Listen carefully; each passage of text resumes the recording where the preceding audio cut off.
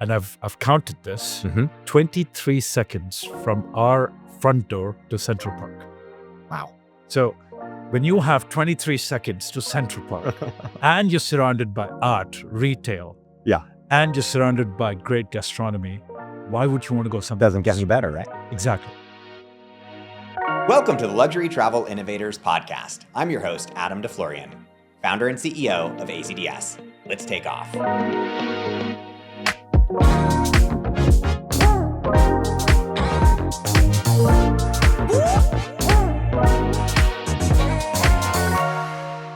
Today, I'm joined by Pradeep Raman, Managing Director of the Surrey. Pradeep, welcome. Thank you, Adam. Good to be here. How are you? I'm very well. How are you? Excellent. Tell us a little bit about this Bethesda Grandeur Suite that we're in. Well, this was actually a very unique offering that when we decided to engage in this project, Mhm. we obviously are designed by Martin Brudnitsky, who is a very out-of-the-box thinker. Mhm. And one of the DNAs of every Corinthia hotel is to have some signature suites or a unique offering that none of the other hotels have. What we did was, in this hotel, we curated 4 signature suites. One of them is being the Bethesda suite where we're sitting. The idea was to have elements of the Bethesda fountain and the Bethesda, which you'll see in Central Park. Mhm. So a guest, when they come and check in, are able to feel the history. And this goes back because we as hoteliers always feel like we're storytellers. How best can we tell a story to a guest and make them feel welcome? So certain details that we've curated here, namely the carpet, or you see the crown molding on the walls, Yeah. or the marbles in the bathroom, which I'm not sure that you've seen, Mhm. have elements of the Bethesda fountain that you can actually see there. And we've inculcated that here.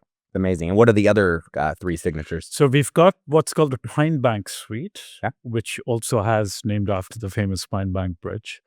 We have the Surrey Suite, which is supposed to be called the Bow Bridge Suite. Ah. Yeah. And then we have the Greyback, Yeah. which obviously are 4 iconic bridges in Central Park. And, the funny thing is we've had so many guests that have come and stayed with us who have bought into that story, and they look at these crown moldings and they come and say, you know what?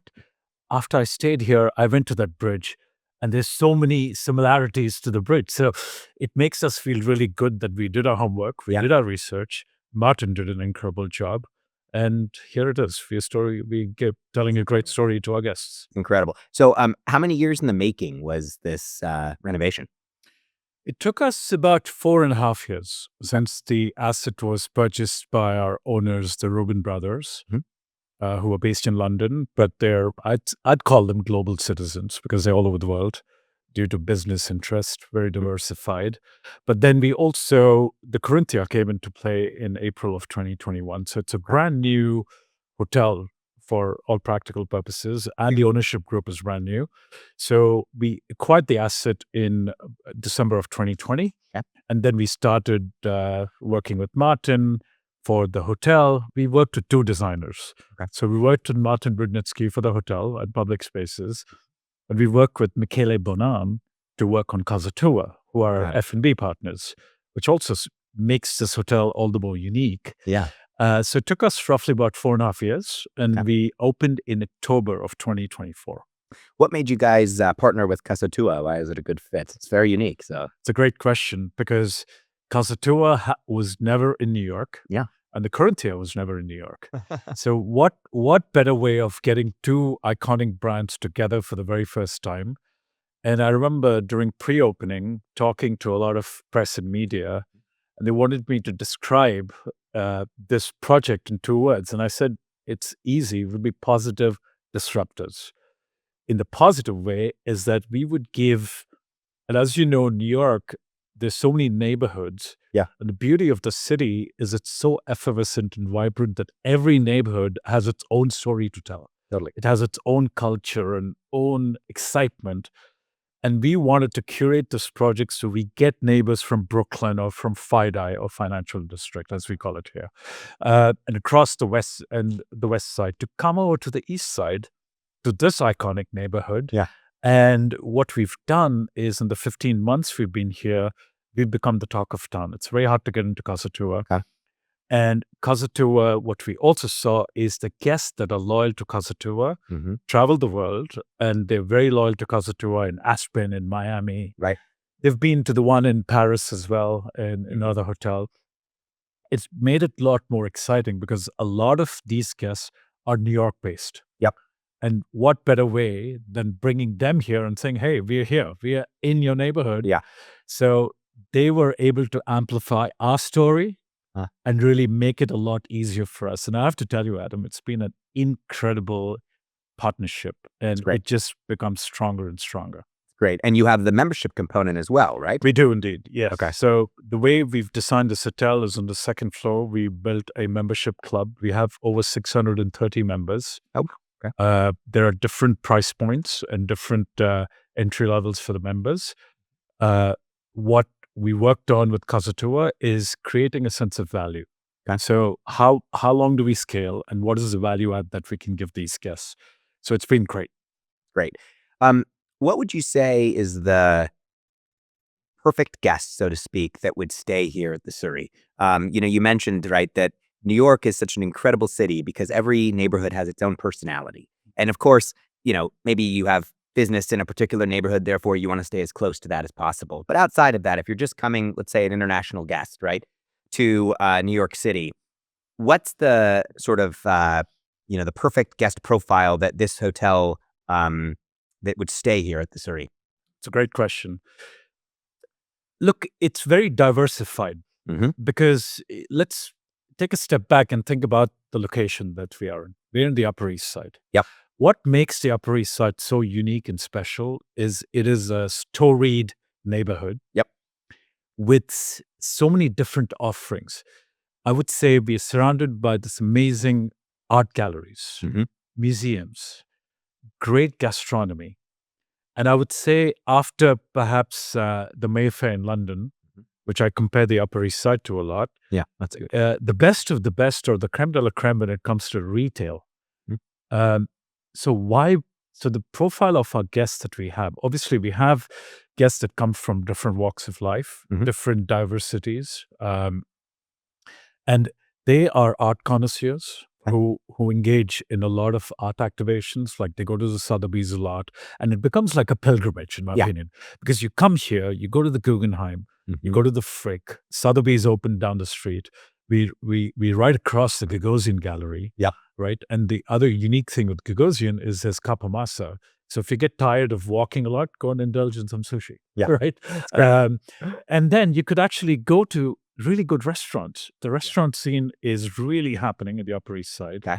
And then the retail, I'm really taken aback by how effectively amazing the retail element has been, because every single major retailer is here on the Upper East Side. Recently, Giorgio Armani opened their flagship store.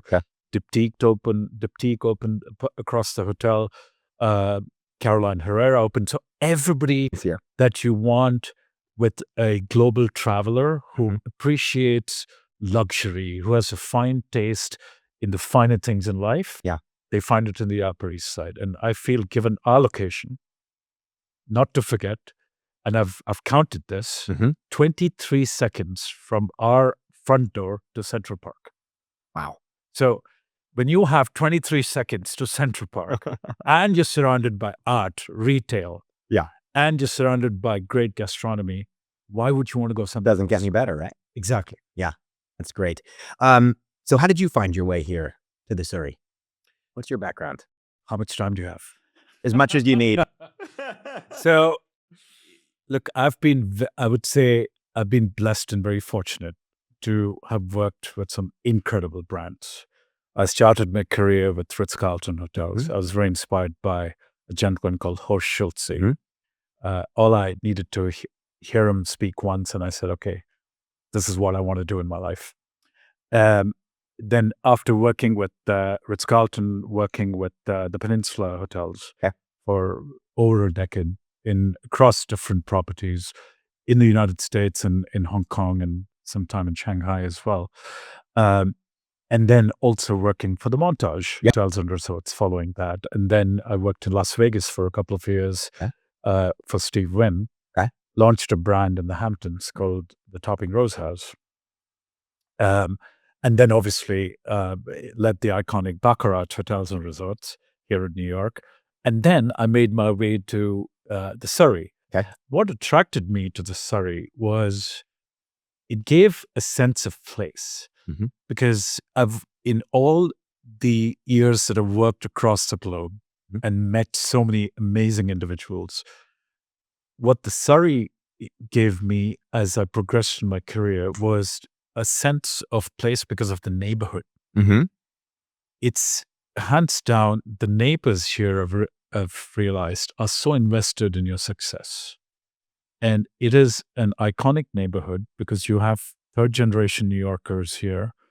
And they really genuinely care about your success. And they're very expressive. They're very vocal. However, in the positive sense, because when you need them, they're there for you. Yeah.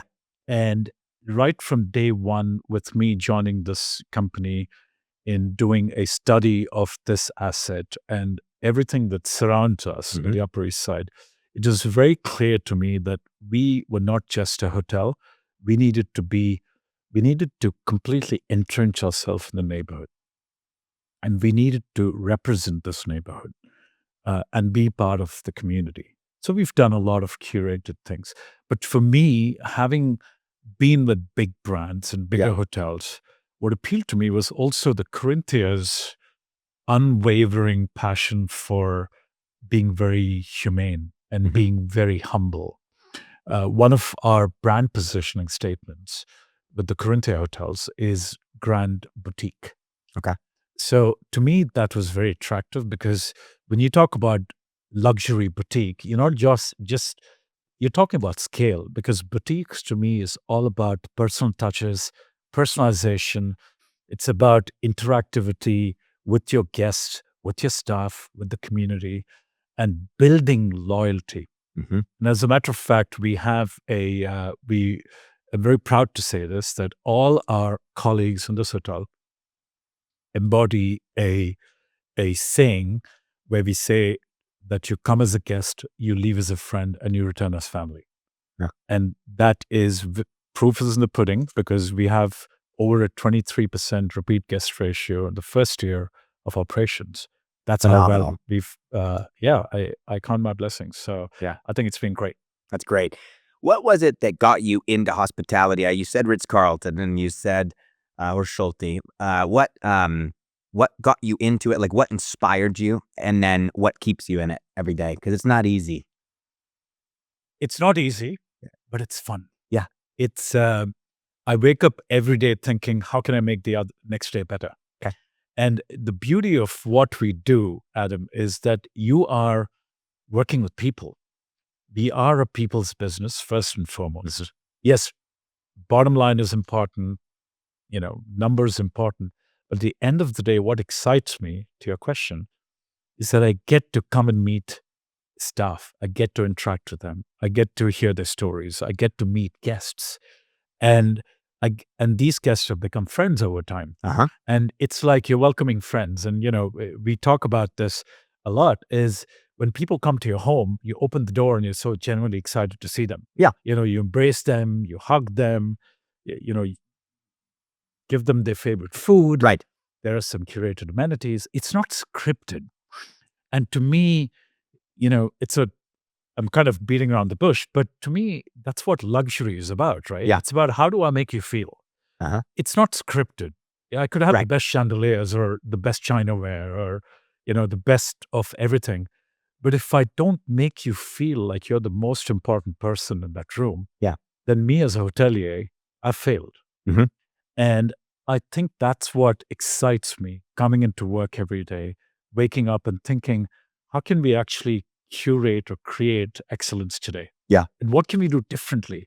Because like I said, it's not scripted. So no 2 days are alike. Yeah. And I'll tell you, my calendar is always full. Right. But if you talk to my colleagues, my calendar is always, I cancel meetings every now and then because I put something else in. Yeah. Because something else has come up. And to me, that's exciting because it not only helps me get more creative, Mhm. it also helps me stay more curious. And I think hospitality is about being curious. Yeah. Because it's evolving every day. No Totally. 2 days are alike. Technology is changing, trends are changing, Mhm.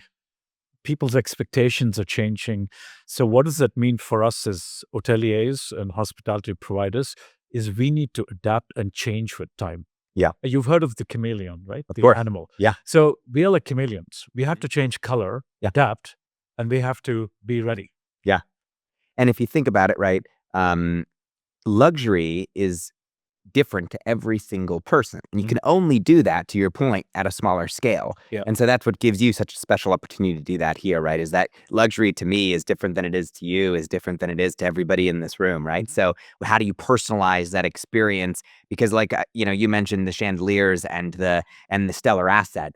That's table stakes. Right. Everybody in the luxury sense needs to have the finished quality product. It's how you make that guest feel and how you adapt to their personal needs, Yeah. So Exactly. I think that's very important. And there's something that growing up, my dad instilled in me was that, don't take anything for granted. Mhm. Success, you don't take it for granted. Right. Every day is a new day. And I repeat that to myself, we talk about it in our dining table and also to my staff and colleagues. Always say, proof is in the pudding. We are only as good as yesterday or where we are now. Yep. And we got to keep challenging ourselves. You have to challenge the status quo and you can't settle. Totally. Right? You have to push the boundaries. So to me, our industry, hospitality in general, Mhm. is at that point where you can't really settle anymore. You have to push the boundaries. Totally. Who are some of your mentors or current mentor? Industry.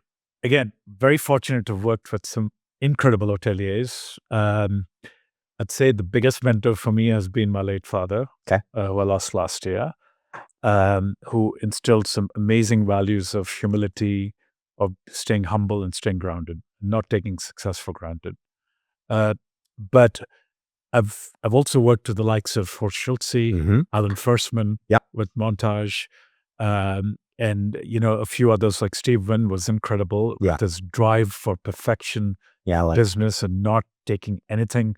He never took no for an answer. Yeah. It was always about drilling deep, and making sure that you got out of your comfort zone. So that was an incredible learning opportunity. Then with the Peninsula, when I worked for them, obviously Peter Borer was an amazing mentor who obviously instilled the thought of what luxury needs to be. Yeah. And how you can challenge yourself. And Peter always told us to challenge the status quo. And Corinthia, our chairman, Yeah. Corinthia is probably about a 6-decade-old company. Okay. Family owned. Family owned, Yeah. based in Malta. Uh-huh. And our chairman is 86, but till this date, he is like an energized bunny. Very involved, very, very, he travels the world. Yeah. And when you asked an earlier question about Corinthia, the fact that it was a family company and there was so much passion and dedication towards excelling Yep. is what attracted me to become part of them. And here we've, I get the privilege of working with the likes of Simon Casson and Simon Naudi and, Yep. These incredible business and individuals and hoteliers who, through the experience, are able to really impart this sense of, the pursuit for excellence in different ways and forms. Now, you're the first U.S. property for Corinthia, correct? Yes. How do you plan to get the brand out? Absolutely. That's the other reason I joined the company, Uh-huh. because obviously we were like the baby. Yes. And when I joined this company, I always had in my head, I remember when I met the chairman, Mr. Pisani said, we have high expectations and, don't forget, remember that you are the company in North America. So he set the expectations straight. And what we've done in the past 3 years, I would say, through our relationship with the travel agencies and our travel partners, and through our relationship with guests and are the caliber of individuals that we've hired Mhm. to be part of the team. They've brought in their own relationships. What we've done is we are on the path to curate excellence. And why I say this is because we've, through this journey, also welcomed numerous investors Okay. that have come and stayed at the hotel, knowingly or unknowingly. And they have gone back and they've expressed interest in investing with us. Okay. So answering your question, Adam, there are a few really good projects that are in the pipeline That's exciting. in North America Okay. and Mexico. Um, they will come out in due time. Okay. But it's very exciting. There are going to be some very one-of-a-kind resorts, some incredible properties with wellness centers. So I would say Corinthia as a whole, obviously we are massively expanding in Europe. We're Yeah. just opening Rome in 2 weeks. That's very exciting. In Congratulations. Parlamento, which is going to be incredible. Uh-huh. Our first paying guest comes in on the 28th of February. But we've signed deals in Como. We are opening, some really iconic properties in Doha and Saudi Arabia and Dubai. Uh-huh. And then North America as well. Between now and the next 10 years, we'll probably, it's safe for me to say that we'd have at least 5 operating Corinthia hotels. That's great. And you're one of the founding members of Chris's GHA, right? The Global Yes. Hotel Alliance? We are. Okay. We are. Do you get a decent number of We do. GHA members? We do. We've noticed that there's over a 60% outbound travel. Okay. Also, a significant amount of inbound travel into the United States, and very importantly, intercompany and intracompany. Okay. We've benefited from a lot of our GHA members from London that Uh-huh. are staying here. But obviously, there are also some really strategic partners like Kempinski, Right. the Leela Group, and these companies where, with their distribution channels as well, we've been able to attract a lot of their clients from other parts of the world Right. that typically are GHA members. It's great. Can you talk to us a little bit about how you've seen New York City transform over time? I mean, you've spent a good amount of time here in New York. So what, how have you seen it evolve and change? Look, New York to me is a cultural melting pot, right? It's a city that never sleeps. It's a city that was, will, and will always be a very relatable city. And Mhm. it's a city that'll stay relevant in the world. And what makes it so unique are the people that live here. Everybody that's a New Yorker or comes to New York comes with a dream to do something with their life. And I was one of them, and I feel privileged that I'm here.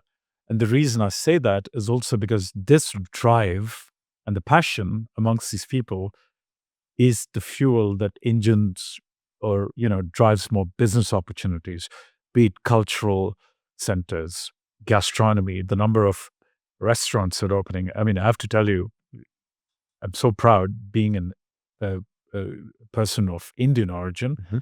I'm so proud to say Indian restaurants are like hard to get it Wow. in the city. Right. The best restaurant was an Indian restaurant, James Beard Award winner, 2-star Michelin. So what that shows you is that it is a city that affords you the opportunity to express yourself. Mhm. And why is it so important? Because that is what a global city needs to fuel more into it.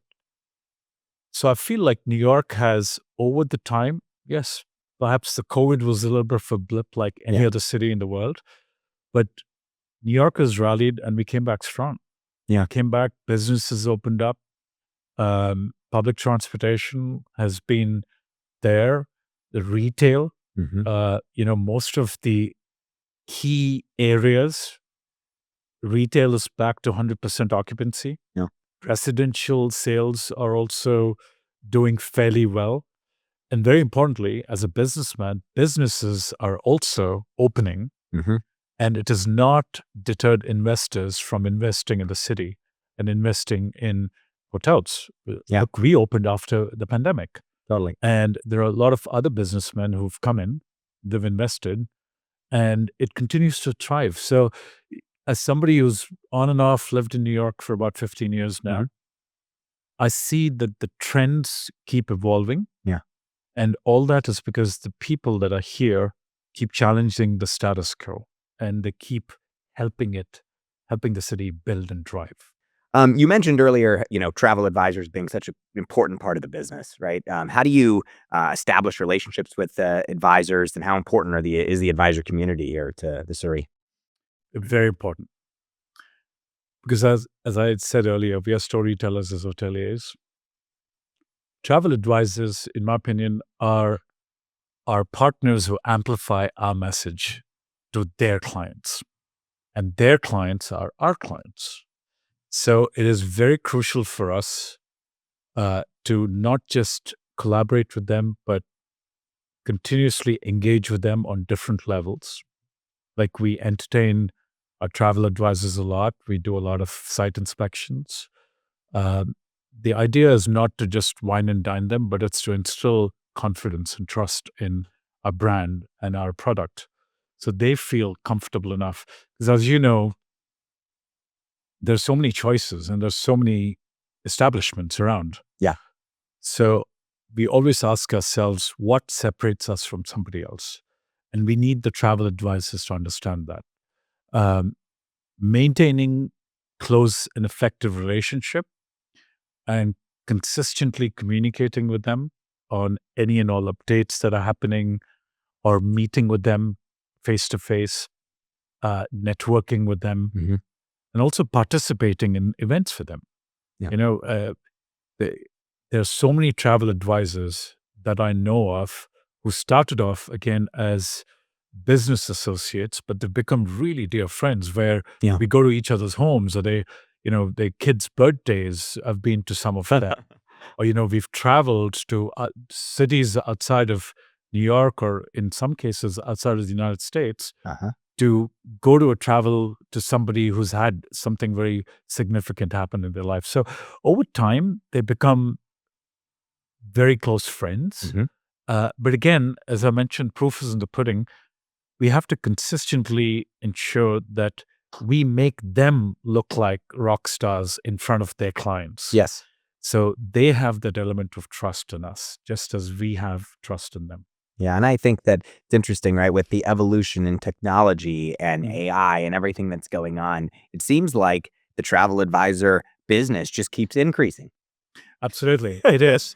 It is. And I feel like, again, look, it goes back to the fact that we are a hospitality industry. Yeah. And the fundamental belief for hospitality industry is it's a people business. Right. People serving people.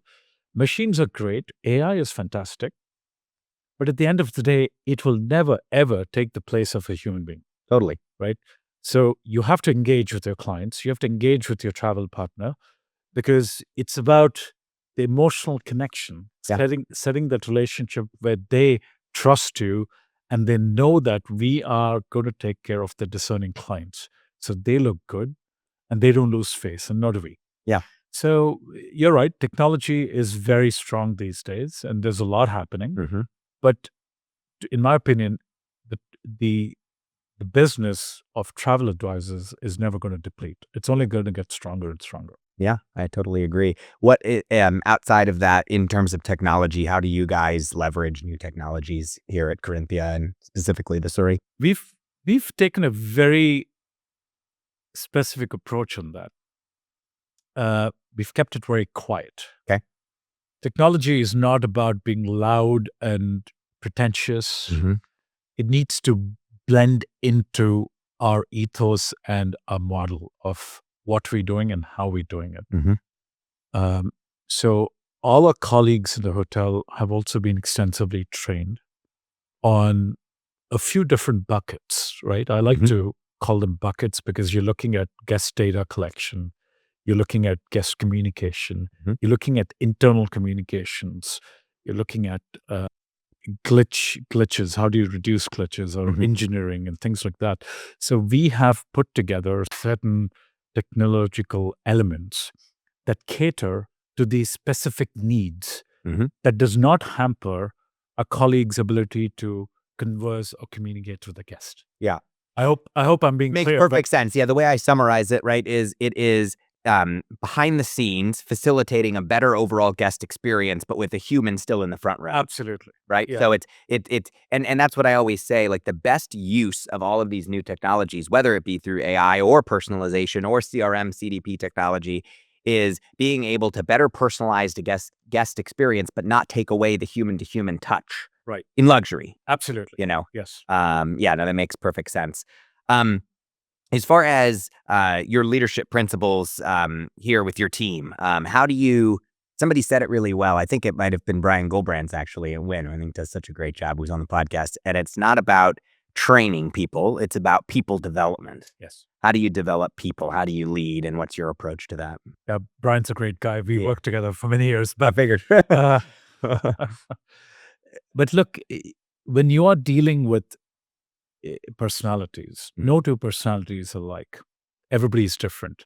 So as a good leader, it's important, it's an imperative that you understand who they are and what are their capabilities and how can you enhance what they're trying to do. You know, the good thing is sometimes individuals are not aware of their potential. They're not aware of what their capabilities are till the leader sits them down. Yeah. You have to learn to have tough conversations. It's part of what you do. But in my case, I've always believed in, leading with compassion, leading with empathy. Listening is very important. You cannot be highly opinionated. Yeah. It's okay to have your opinions, but, you have to give the other person a chance to express themselves. I'm a big believer in Dr. Stephen Covey. I don't know whether you've read The 7 Habits of Highly Effective People. Oh, yeah.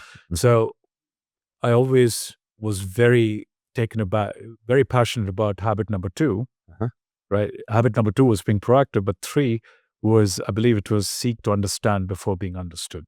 So it's very easy to come and express yourself without knowing your environment, the people, and what's around you. So why am I saying this is because my principle or what's guided me throughout my career has been to give the colleagues the space and the ability to perform their jobs and correct them where they need to be corrected, but give them the confidence of doing what they're trained to do or what they believe in doing and help them enhance themselves further. And that comes with empowerment. I strongly believe, and we practice that very passionately in this hotel, where all our colleagues are empowered to take care of our guests, to take care of situations. My executive committee that I have in the hotel, during the time of interview and, when we've spoken, I've always told them that, look, you're the CEO of your division. I'm not here to tell you how to do your job, but I'm here to oversee it. And if you need help, I'm here for you. Yeah. I'll correct you along the way, but then, lead with passion, lead with empathy, be kind to your people and help them grow and develop them. Yeah. So, and I agree with Brian's viewpoint as well, is that it's not just about training, it's about that mentality of development and making the employees or your colleagues feel comfortable enough and confident enough to strive for their goals as to where they want to go.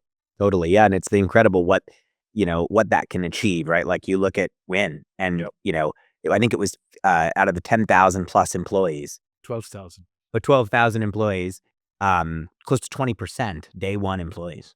I mean, that was a really impressive Very much so. statistic, especially in this industry where that is not again, normal. that goes back to the culture too. Yeah. I mean, once you have leadership, strong leadership, and you have a culture of not just obviously you recognize individuals, but also we can have transparent conversations. Yeah. Like if something is not working, don't just sit on it. Have a conversation with the person and say, listen, I think there's a better way we can address this. Yeah. That's where having the smaller companies tends to work really well, right? Because the corporations, they box everything in with process. And if you can't, and then they have, you continue through those boxes to solve problems. But if you don't give anybody the ability to think outside of that box or empower them to make decisions and solve problems, then they're not going to do it. They will not. And very importantly, more than them not doing it, they'll not have the attitude or the Right. aptitude to do it because they're going to wait for 10 different people to prove something, Right. right? Whereas here, it's like, okay, is it good? Is it going to work? Is it going to be right? I always tell my team as well, as long as it's within the ethical boundaries Yeah. and we're doing the right thing, the answer is do it. Yeah. There's no harm in trying. Yeah. So that gives your team the confidence to do what they're doing. Totally. What do you see looking forward? Like what excites you most about the future of luxury hospitality?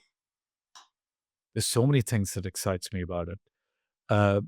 Let me go back for a second. I'll Sure. tell you what does not excite me too much. Okay.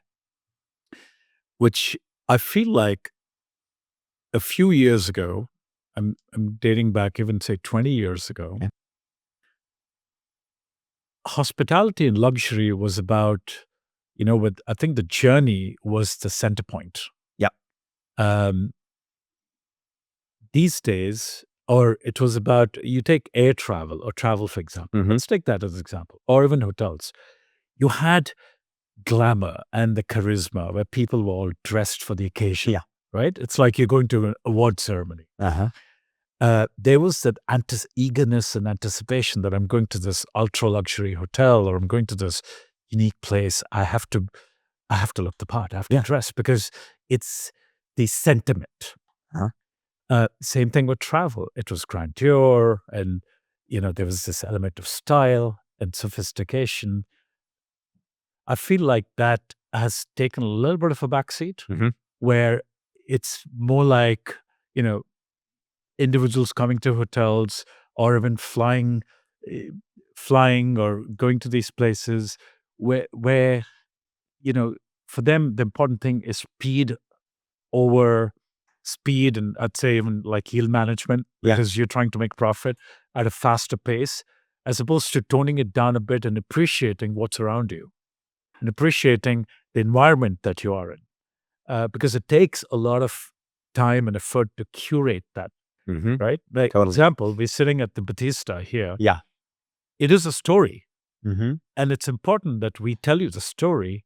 And as a customer or as an individual who appreciates luxury, my hope would be that you appreciate all the work and the little elements that have gone into curating something like this, because there's been a lot of thought.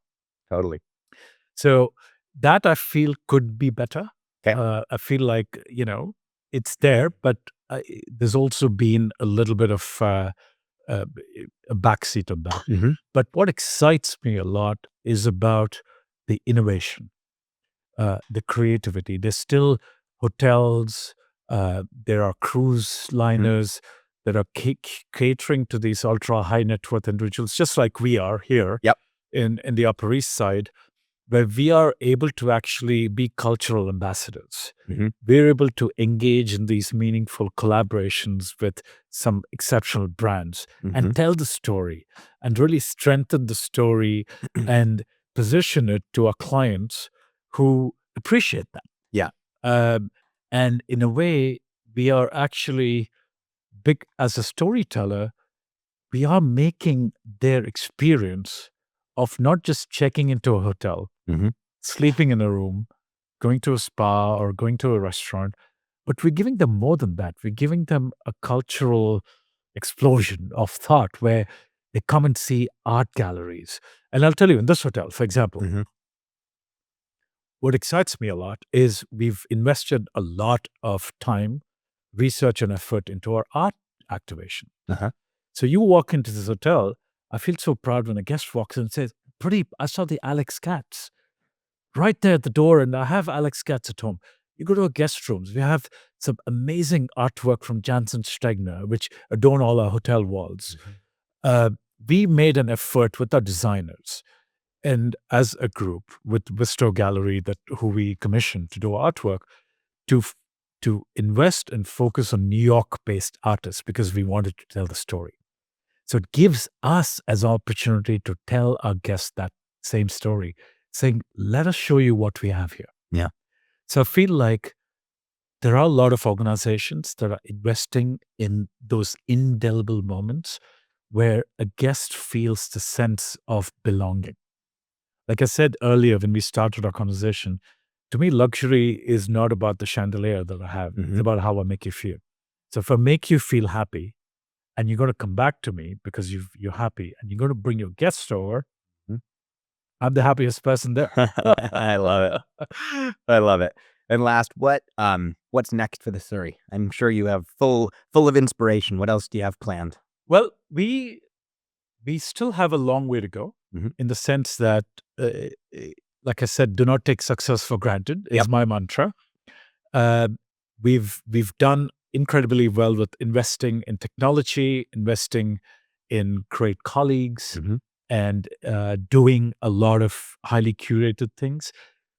What we want to continue to do is being very intrinsic and involved a lot with our neighbors. Yeah. With continue to invest our time into the art galleries, become like the cultural melting pot for the Upper East Side.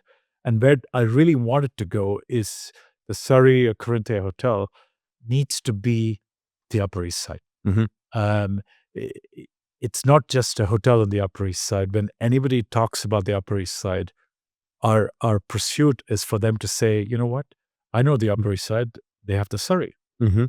um, and it's a very strong statement. Yeah. It takes time to curate that, but I think given the colleagues that we have, the expertise that we have in different parts of the hotel, we feel like the journey continues.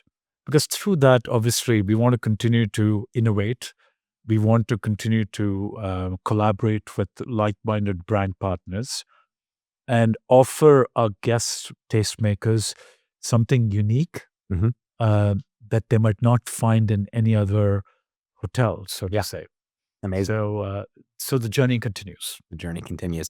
I always end with 3 rapid fire questions. Oh, God. But it's easy. Don't worry. What personal travel are you most excited about next? Croatia. Ah, It's been a dream. I was actually meant to go last year, and okay. I didn't. But I'm very inspired by Croatia, Mhm.